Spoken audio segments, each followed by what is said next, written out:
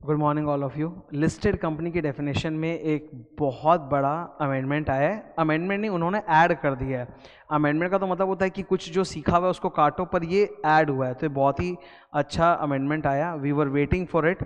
ठीक है, 19 फरवरी को ये अमेंडमेंट आया। अब जो लोग भी क्लासेस कर रहे हैं मुझसे ऑलरेडी फॉर नवंबर 21, उनको अलग से ये सब अमेंडमेंट्स देखने की ज़रूरत नहीं, बिकॉज ये सब अमेंडमेंट्स मैं क्लास के अंदर ही डाल दूंगा। जो क्लासेस की लिस्ट होगी उसी के अंदर बीच में अमेंडमेंट की तरह अलग से आ जाएगा, जहाँ मैं कॉपी नोट्स और बुक नोट्स वगैरह सबको अकॉर्डिंगली चेंज करवा दूंगा। तो आपको डरने की बिल्कुल भी ज़रूरत नहीं है। यू हैव टेकन क्लासेस, उसमें ऑलरेडी क्लास के अंदर डिटेल में हो गया। ये बाकी सबके लिए इन जनरल मैं अमेंडमेंट डिस्कस कर रहा हूँ। क्या अमेंडमेंट आया है? तो डेफिनेशन में अमेंडमेंट आया है। दिस इज़ द एमसीए का जो नोटिफिकेशन आया, 19 फरवरी का नोटिफिकेशन है। ठीक है, सेक्शन नंबर 2 का 52 विच इज लिस्टेड कंपनी, उसके डेफिनेशन में गवर्नमेंट ने कुछ ऐड किया है। क्या ऐड किया? Let us see. So this, ये नोट्स जो आप देख रहे हो ना, ये डेफिनेशन, ये लिंक डाला हुआ है नीचे, तो don't worry about that. Listed company का डेफिनेशन क्या होता है? एज पर सेक्शन 2 का 52 that company which has any of its securities listed on a recognised stock exchange is a listed company. मतलब अगर किसी कंपनी का equity share, preference share, debenture कुछ भी अगर लिस्टेड है तो वो लिस्टेड कंपनी है। तो उस लिहाज से बहुत सारी कंपनीज लिस्टेड हो जाती है, स्पेशली प्राइवेट कंपनीज। आपको मालूम है कि प्राइवेट कंपनीज जो है वो आईपीओ लेके नहीं आ सकती। They can not issue public, मतलब वो लोग पब्लिक इशू नहीं कर सकते, आईपीओ नहीं कर सकते। पर प्राइवेट कंपनी क्या करती है ना, on a private placement basis selected लोगों को अपना इन्वेस्टमेंट्स, ये डिबेंचर्स इशू करती है। जैसे मैं एग्जांपल देता हूं, प्राइवेट कंपनियां क्या करती है, बैंक से जब लोन लेती है ना, तो बैंक उनको बोलता है कि आप कोलैटरल की तरह मेरे को डिबेंचर इशू करो। तो प्राइवेट कंपनी बैंक्स को 5-5 करोड़ रुपए का डिबेंचर इशू करती है। ओके, ये 5 करोड़ रुपए के जो डिबेंचर्स होते हैं, ये पब्लिक इशू नहीं हुआ है, ये कंपनी ने सिर्फ बैंक वालों को दिया है। इसको प्राइवेट प्लेसमेंट कहते हैं। ठीक है, जब भी एक कंपनी शेयर इशू करती है तो वो दो तरीके से होता है। एक होता है पब्लिक इशू, जिसको हम आईपीओ एफपीओ बोलते हैं, सबको न्योता, सब आओ खरीदो। और एक होता है प्राइवेट, जिसको बोलते हैं प्राइवेट प्लेसमेंट, मतलब सबको इशू नहीं कर रहे, कंपनी सेलेक्टेड पर्संस को ही सिर्फ इशू कर रही है। तो प्राइवेट प्लेसमेंट के लिए आईपीओ वगैरह की कोई ज़रूरत होती नहीं है। तो बैंक वालों को नॉन कन्वर्टेबल डिबेंचर्स या non convertible preference share issue करती है, और बैंक वाले बोलते हैं कि इसका ना स्टॉक एक्सचेंज में लिस्टिंग कराओ।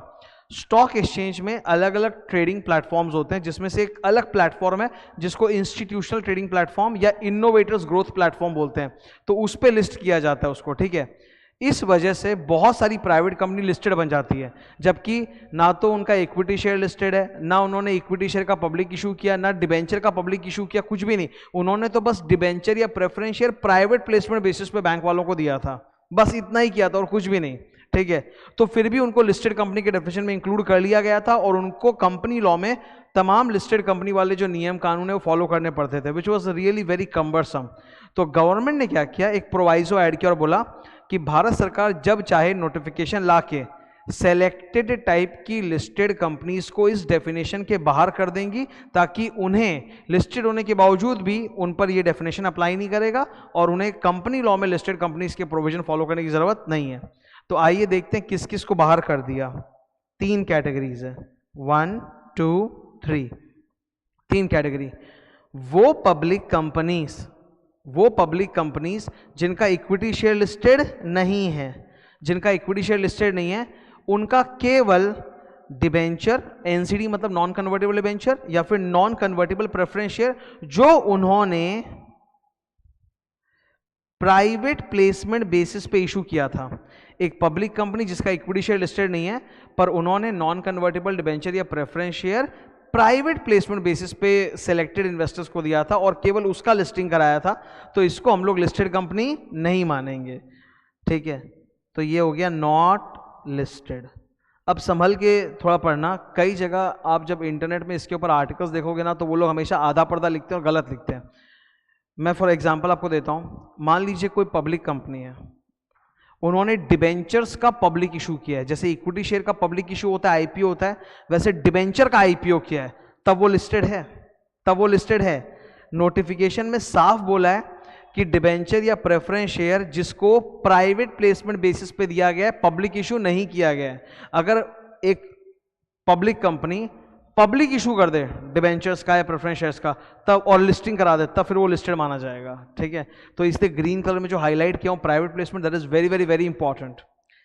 Second, private companies, maximum private companies जो लिस्टेड है उनका वही कहानी है कि उन्होंने ना नॉन कन्वर्टिबल डिबेंचर बैंक्स वगैरह को इशू किए थे लोन के लिए, और प्राइवेट प्लेसमेंट बेसिस पे किए थे। किस पे किए थे सर? प्राइवेट प्लेसमेंट बेसिस पे। और बैंक वालों ने बोला था लिस्टिंग कराओ, उस वजह से उन्होंने उसका लिस्टिंग करवाया था। तो इन्होंने साफ बोल दिया भाई इनको लिस्टेड मानेंगे ही नहीं। बहुत बढ़िया, ये भी अब लिस्टेड नहीं है। थर्ड इज इजी, वो पब्लिक कंपनीज जो भारत में लिस्टेड नहीं है परंतु किसी फॉरेन स्टॉक एक्सचेंज में लिस्टेड है।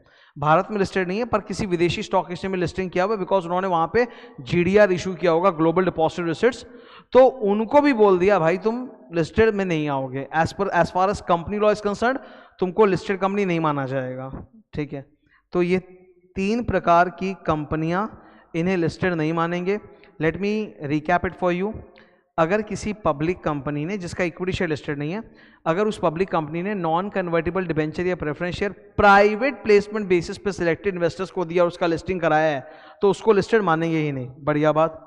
प्राइवेट कंपनीज जिन्होंने non convertible debenture private placement basis पे बैंक्स वगैरह सेलेक्टेड इन्वेस्टर्स को दिया था और उसका लिस्टिंग करवाया था, ठीक है, उसको भी लिस्टेड नहीं मानेंगे। एंड थर्ड, वो कंपनियां जो हिंदुस्तान में तो लिस्टेड नहीं पर विदेशी स्टॉक एक्सचेंज पे लिस्टेड, उसको भी हम लिस्टेड नहीं मानेंगे। Now this particular amendment is very very important for all students, ठीक है। फाउंडेशन वालों का तो मैं नहीं बोल सकता, इंटरमीडिएट और फाइनल दोनों के लिए ये अमेंडमेंट बहुत ज्यादा इंपॉर्टेंट है। याद रखना कि अब ये नया अमेंडमेंट आया है, कंपनी लॉ के अंदर इस प्रकार की जो कंपनियां हैं उनको हम लिस्टेड नहीं मानेंगे। बहुत सारे स्टूडेंट का डाउट्स भी होता था, अब वो इसी माध्यम से सॉल्व हो गया।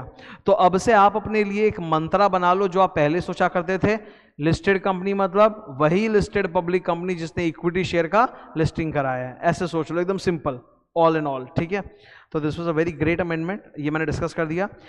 जो लोग भी क्लासेस ले रहे हैं, मैं आपको क्लियर बोल रहा हूँ कि क्लासेस के अंदर तो ऑलरेडी ये इंक्लूड कर देता हूँ, ठीक है। इंटरमीडिएट का भी नया बैच चल रहा है, इंटर लॉ का और ऑडिट का, तो उसमें ऑलरेडी क्लास के अंदर इंक्लूड किया हुआ ही रहेगा। तो प्लीज़ आप इसको लेके वरी ना करो, ठीक है। Thank you.